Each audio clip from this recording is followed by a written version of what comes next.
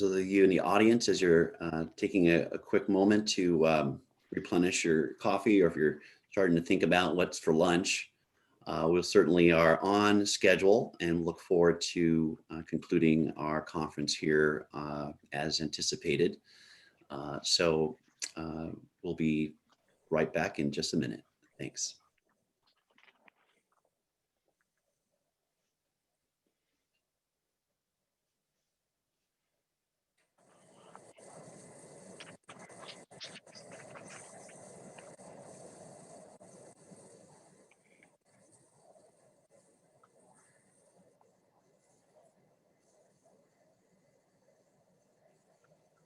Welcome back as we are scrolling and thanking our generous sponsors for today's Southern California Housing Policy Conference.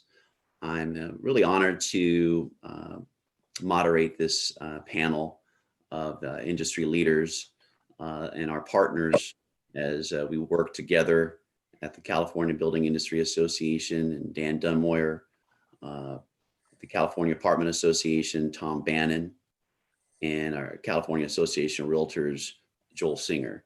What a tremendous group of experts and experience, and giving us a real sense of what's happening in real time in Sacramento.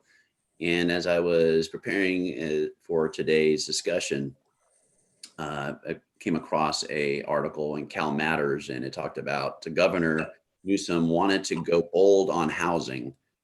Have he and lawmakers delivered so far? And I think that'll be a bit of the undercurrent for today's discussion.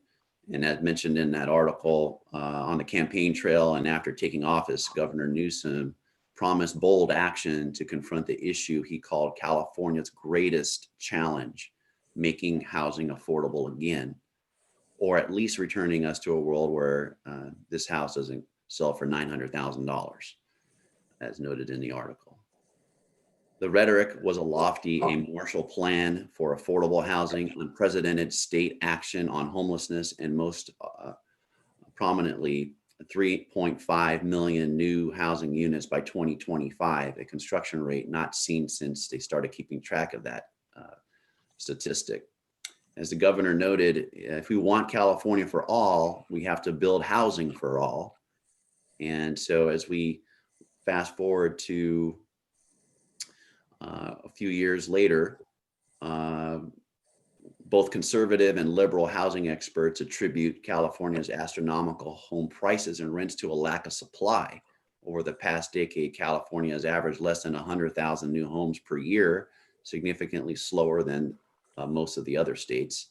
Governor Newsom set a goal of, again, 3.5 million new housing units to be built by 2025, about 500,000 a year. He outlined a suite of proposals he hoped would make it easier for builders to build, altering the state's oft abused environmental impact law to allow more housing, revamping how local governments can get their tax dollars, and clamping down on cities that obstruct new construction.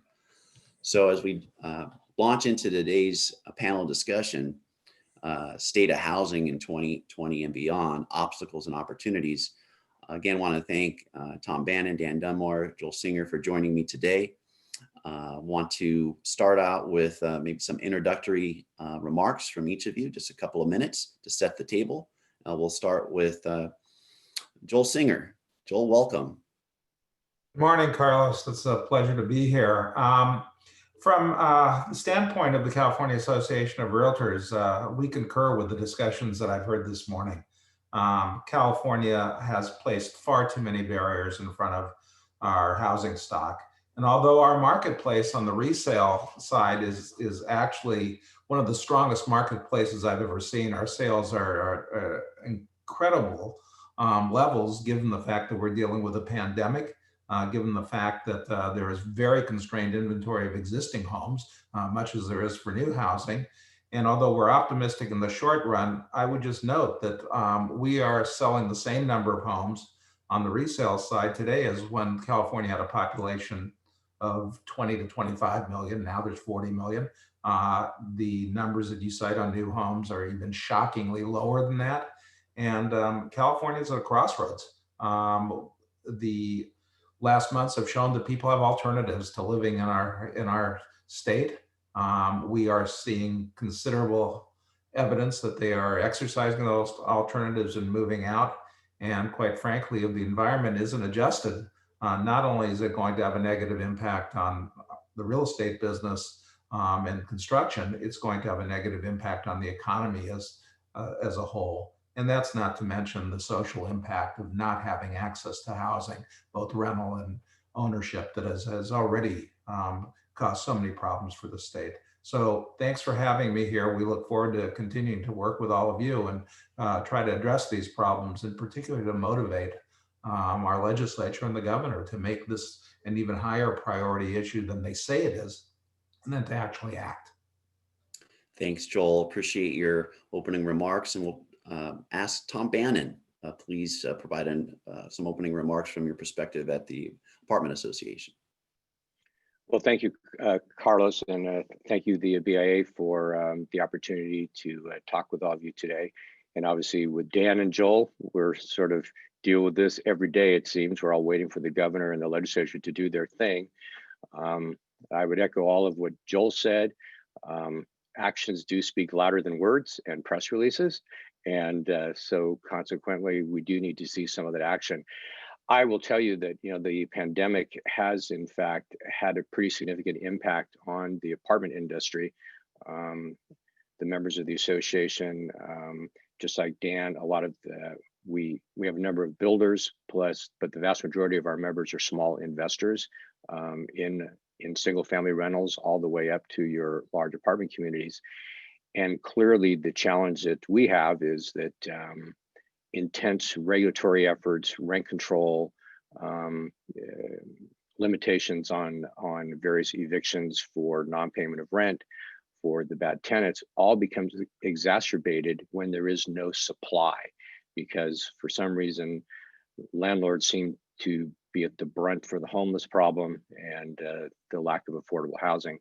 The thing I would sort of conclude with is that I think that there is an opportunity today for the legislature to step up, and they have to do it rather quickly. I would echo Joel's comments. I mean, what I'm hearing from a number of my members is that a number of tenants, particularly some of your higher income earners, are literally walking into the leasing office and dropping their keys off and saying, I'm going to Idaho, I'm going to Texas, I'm going to different parts of the country. And that dynamic is something that I don't think we ever anticipated. And the fallout on California's economy could be very significant unless this stops. So thank you again for being here, and look forward to the discussion. Thank you, Tom. And I've had close friends, interestingly enough, moved to Idaho and Texas in the last year. So as you mentioned, those two states, I thought it was interesting. And we'll look forward to delving into some solutions here from your perspective, as well as Joel. And Dan Dunmoyer, we're going to have you anchor this opening remarks, and we're going to pose a round of questions as we jump in. Dan? Thanks, Carlos. And again, thank you for including me in this great discussion. And I've been on since the beginning this morning, and I also want to concur with Joel and Tom. This is a great morning you put together on the important issue of housing here in California. So from a CBI perspective, we provide a statewide look at where we are with housing. And just to build on what Joel and Tom have raised, there clearly is there's universal commitment to wanting to build more housing and more units in California. There's a recognition from the left and the right of the political spectrum, but we are actually struggling and falling backwards from our goals of 3.5 million new housing units. So just to the facts of where we are this year, we obviously are pleased that the governor did make housing an essential component of the economy. He didn't start with that, but we worked really hard to get him there. And that had a positive ripple effect to at least 47 other states, where they joined in following California's lead in keeping housing an essential component of a COVID economy. That being said, since Governor Newsom has been governor, the number of permits, which is the true number of what's happening in housing as far as its future in the state, have gone down. So the last year of Governor Brown, 120,000 permits were pulled. The first year of Governor Newsom, 110,000. Right now, it's hard to know exactly where we'll end up, but I think it's closer to 106 to 107,000. Again, the governor's goal is 425,000 new housing units a year. And so you can see we're moving very much in the wrong direction. The other thing I would just mention is even with this ambitious goal, the governor, let's just be really direct with where we are and what the governor has not done. So the one thing that COVID can't kill is regulation. At least that's what we've learned in California. We learned that since March of this year, since March 15th, when the governor declared a state of emergency, we have added almost $100,000 in new cost per door to building a house in California. I'll say that again. Since COVID has been declared a statewide emergency, we have added almost $100,000 per door in cost. You touched on one of your great panels this morning on VMT, vehicle miles traveled. It's an uncertain cost. Clearly, as Phil said so accurately, we have no idea what it means when we buy a piece of land. If we don't want to buy it. So delay is one thing that's happening, but cost is happening too. And that ranges from $20,000 a door to $50,000 a door. We've added in new waters of the state. We've added 4 new species or plant lives as being endangered, from mountain lions to now bumblebees. And so as a result of that, we've also added, just additional requirements with the, legislative add-ons. So all this to point out that when we could have done more to address housing, we've actually added cost to housing. So all that puts together the challenge, and the price and the cost of our product goes up. That makes it harder for individuals to do what is necessary to gain the best wealth creation tool in America, which is buying and owning a home. So Carlos, back to you, but thank you for this opportunity. Well, Dan, thank you. $100,000 in added costs since the COVID hit. And I know you had mentioned among those restrictions on the bumblebee and other critters, the Joshua Tree was also recently listed as well as to creating some uncertainty for projects that otherwise would have been moving towards addressing this housing crisis. Let me keep it here with you, Dan, and then go around the horn to Tom and Joel as to if you were to highlight the signature victory and setback. It could be legislative or ballot box for each of your respective associations this year. Let's just give a sense of giving the audience what happened during this pandemic relative to housing. We'll start with Dan, then go to Tom and Joel. Dan? Thanks, Carlos. I think our biggest victory was just to build on the housing being an essential component of the economy. So Governor Newsom did not start there, but he quickly moved there. He gave out his declaration around 6 o'clock at night on March 7th, and by 10 o'clock, he modified it to clarify that housing is essential.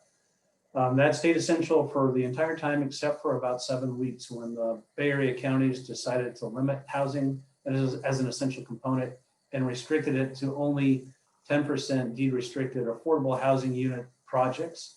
And that really shut down hundreds and hundreds of housing projects. What was the scariest part about that is many of our homes were within days of being completed. People had no longer kept their rental commitments, and were looking to move into their home. And counties said if we actually move people into their homes, they would arrest us. And so we did work through that for a couple of weeks, but then we had to eventually push back, and a local group of supervisors led by Senator-elect Cortese brought housing back as an essential component in the Bay Area.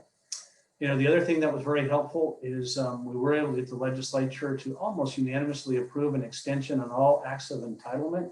So whether it's a MAP Act or an actual permit, because we were delayed, we were able to get the legislature to extend retroactively to March 4th through December 31st, 2021, all actual entitlement approval projects.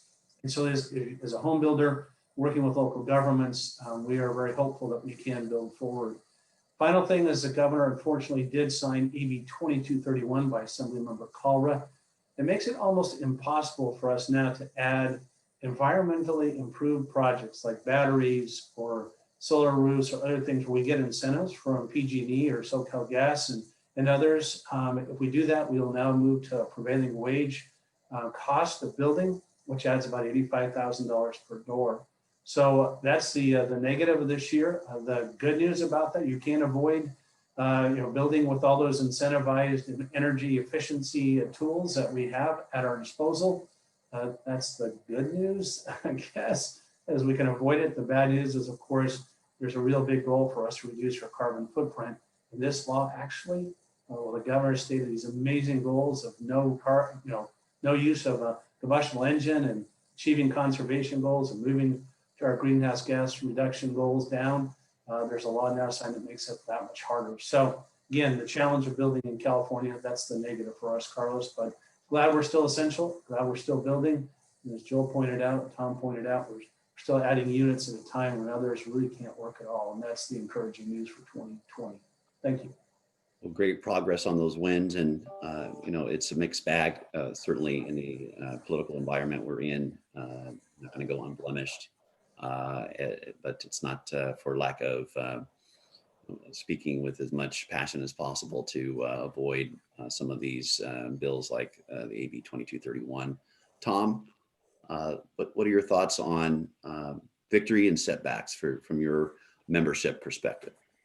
Yeah, I mean, I would say, Carlos, probably the largest victory for us was the defeat of Prop 21.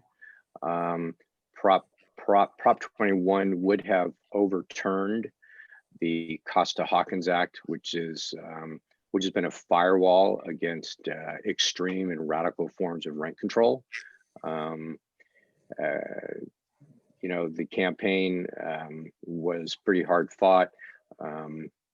Want to thank both Joel and Dan for their support also to oppose Prop 21. That was great.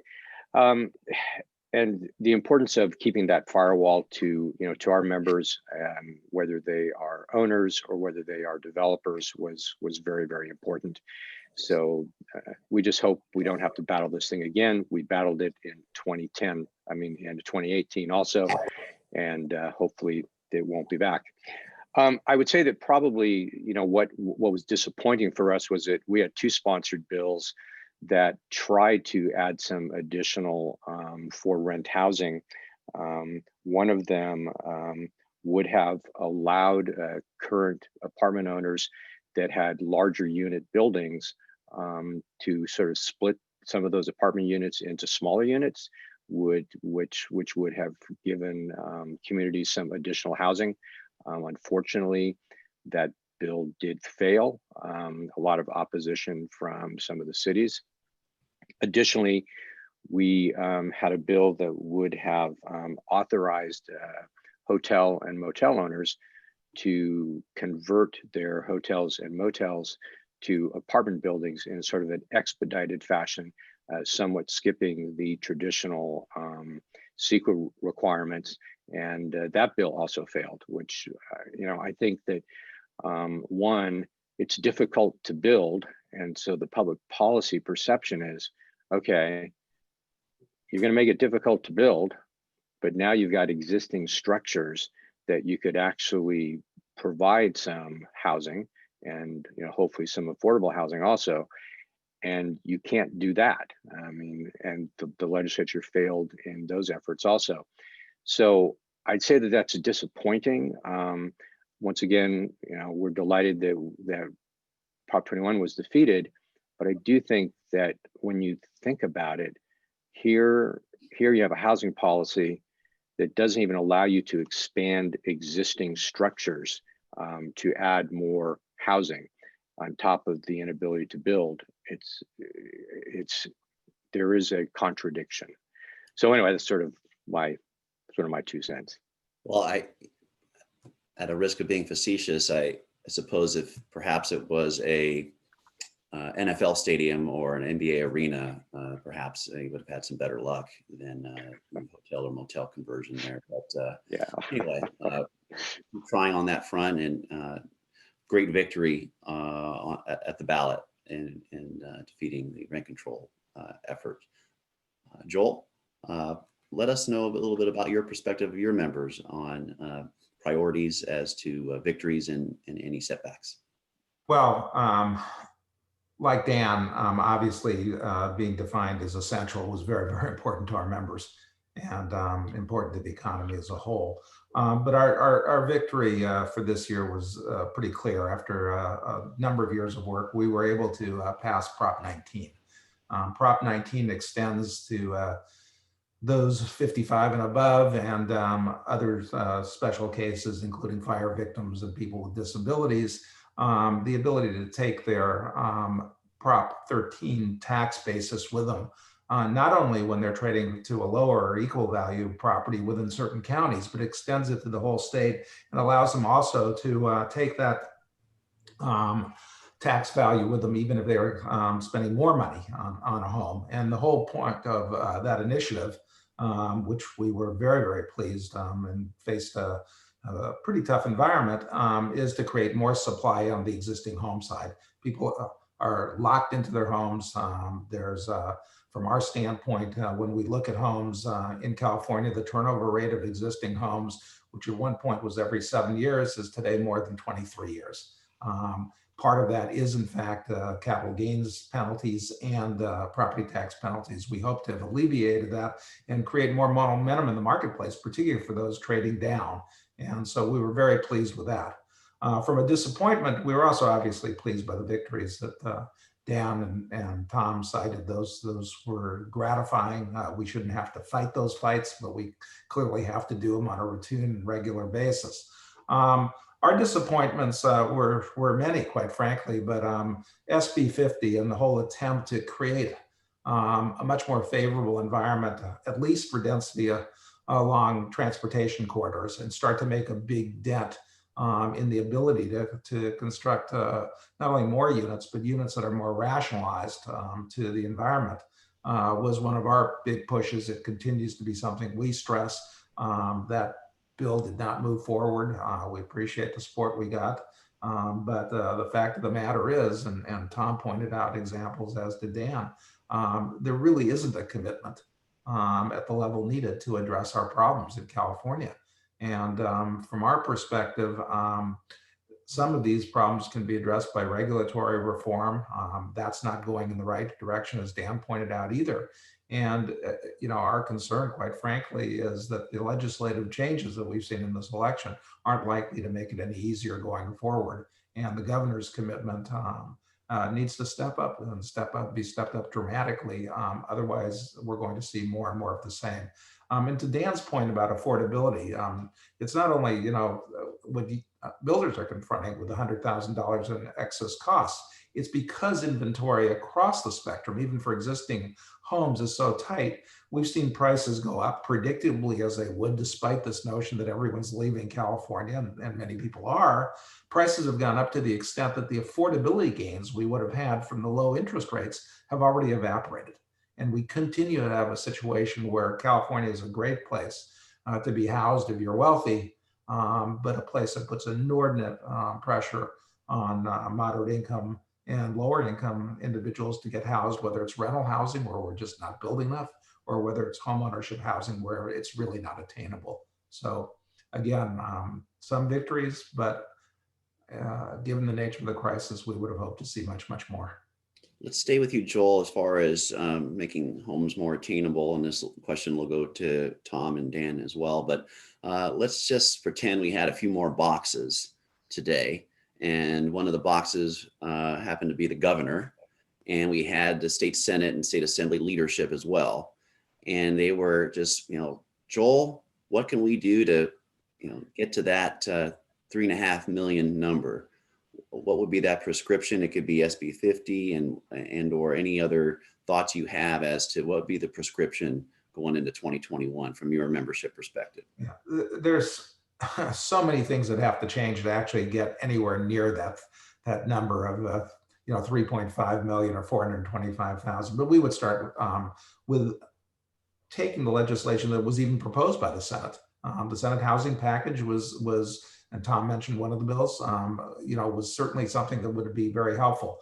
More than that, obviously, CEQA reform is absolutely essential. And we just need a much more profound and rational regulatory environment that actually puts housing on an equivalent basis with other types of construction, with that type of economic development. And quite frankly, we need an attitude adjustment among the population so that at the local level, things start moving very quickly. And I'm saying that also from a practical perspective. We're in the process of converting our building in the Koreatown area of Los Angeles to 130 units of workforce housing.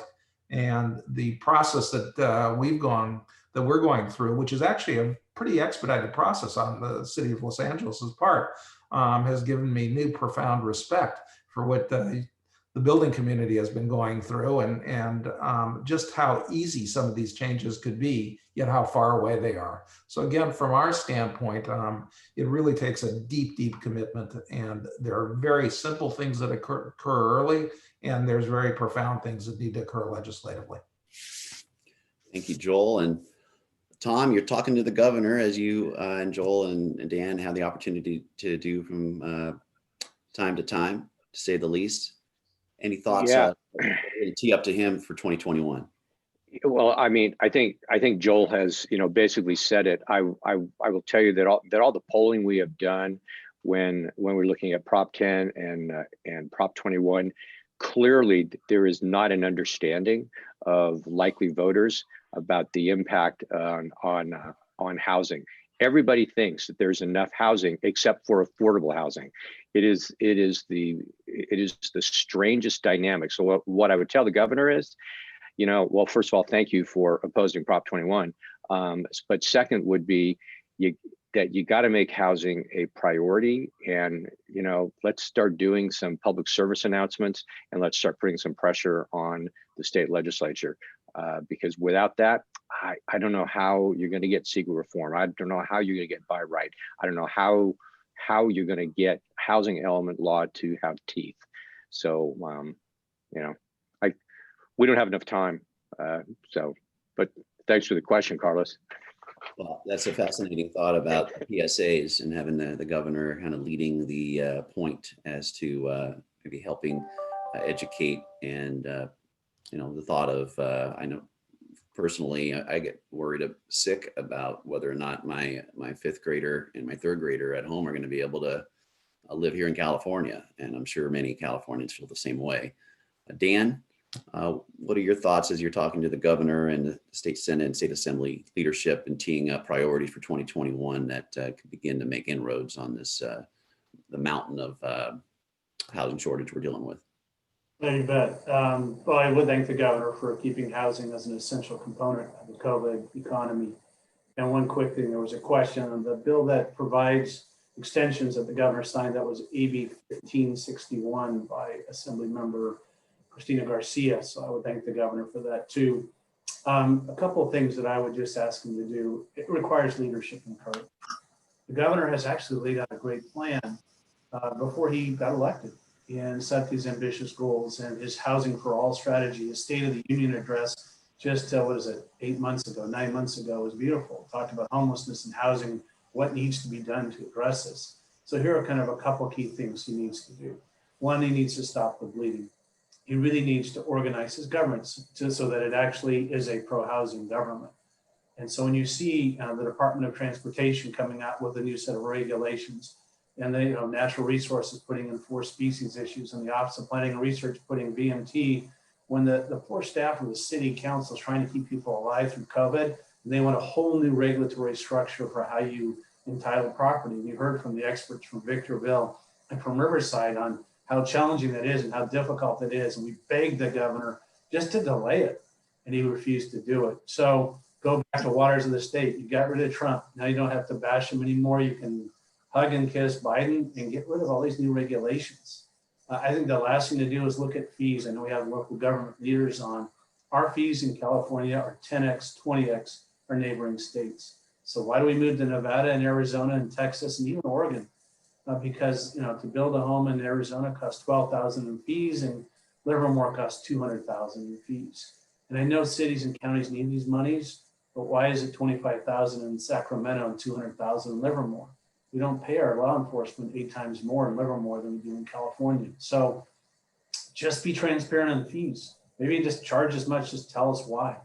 And then stick to whatever you want to charge us on day 1, on day 721, take that project. So there's a lot the governor can do, but if you look at the concept of the Marshall Plan he came out with, all the leaders of the free world got together to protect against communism. That was the goal of the Marshall Plan, which he is, in his own words, has stated. And if you got his entire administration together with the leadership of the Senate and Assembly, laid out the core components, Joel said and Tom said, put the Senate package which got defeated, and every one of the committees back in place, and brought the partners together and the parties together to say, what does it take to build more housing, more attainably, all types of housing. The affordable housing panel, you stated, you had stated some great ideas there. We can also do market rate housing. We can do rental units. So we have more rental units, you pay less in rent, you save money, and you buy a house. And that's the goal of America. That's the American dream. And that's the California dream. So leadership matters. So grow a spine. Let's get it done. Well said, gentlemen. And as we look towards 2021, and unless there's some remarkable court rulings, it will be a President Biden. What are your thoughts as to the implications, the immediate opportunities and obstacles you anticipate with a Biden administration? We'll start with Tom. Well, that's kind of a loaded question. I think what I would probably say is, I mean, Biden has talked about his sort of housing plan. It's not totally sketched out, is my understanding. The one thing that I would probably, hope for is that there's one provision that he talks about addressing, state housing regulations as it, that there's an impediment to affordable housing. I am hopeful that, he will move forward on that. And so we'll see. We will see what happens. I'm trying to be optimistic. I don't know if I can be, but I'm trying to be. Thanks, Tom. I appreciate that. And Joel, what are your thoughts on the President-elect Biden administration moving forward? Well, we're intrigued with the possibility of the housing tax credit for first-time buyers. There's been talk of a $15,000 credit. We think that that's intriguing, but I have to agree with Tom that the concern we have is more with production than it is with creating more demand. But that's intriguing. I think most important from our standpoint, I think also from the building industry standpoint, we do think this administration will be more favorable to the government-sponsored mortgage environment. And we anticipate that the privatization that would have occurred in a second Trump administration, which would have forced the cost of mortgage money up considerably, will probably not occur. And you'll continue to have some sort of implicit, if not explicit, subsidy for the GSEs, and thus have a source of perhaps more affordable financing, but certainly overall financing will be less. So we're not completely convinced that that's going to overcome the more stringent regulatory environment, but we do see some positives coming out of this administration. Thanks, Joel. Really interesting points about the first-time home buyer tax credit and GSE perspective by potentially by the Biden administration. And Dan, thoughts on the foreseeable future and what might be in store for us with the Biden administration? So it's kind of a give and take here. So we do think that President Biden will work with the Senate and the House to come together with the fifth stimulus plan. We think that will include some monies that will help offset the expenses local government has paid for COVID. It doesn't have to include pension payments, just even direct costs from COVID-related activities would take a lot of pressure off of local government's need to balance their books on the backs of new homes through higher fees. So we do believe that he'll bring that leadership and get that across the finish line sooner rather than later, regardless of whether or not the Senate is run by Republicans or Democrats. I think the parties will come together and solve that issue. Where we are concerned is on the regulatory side, the rush to to right the wrongs of Mr. Trump on the regulatory activity will result in more regulations. And a lot of Trump's repeal brought things back to where it was right before Obama was president. So we're not talking radical changes.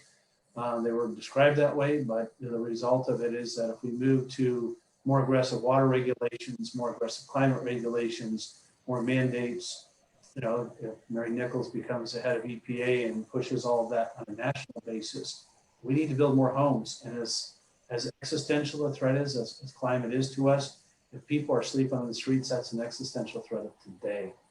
And so that is, our future is today and the future as well. So it is the balance between bringing solutions to our cities and local governments on the economic side, but it's also creating the sweet spot balance, protecting our environment and our water, not making it so expensive to build a new home for everybody.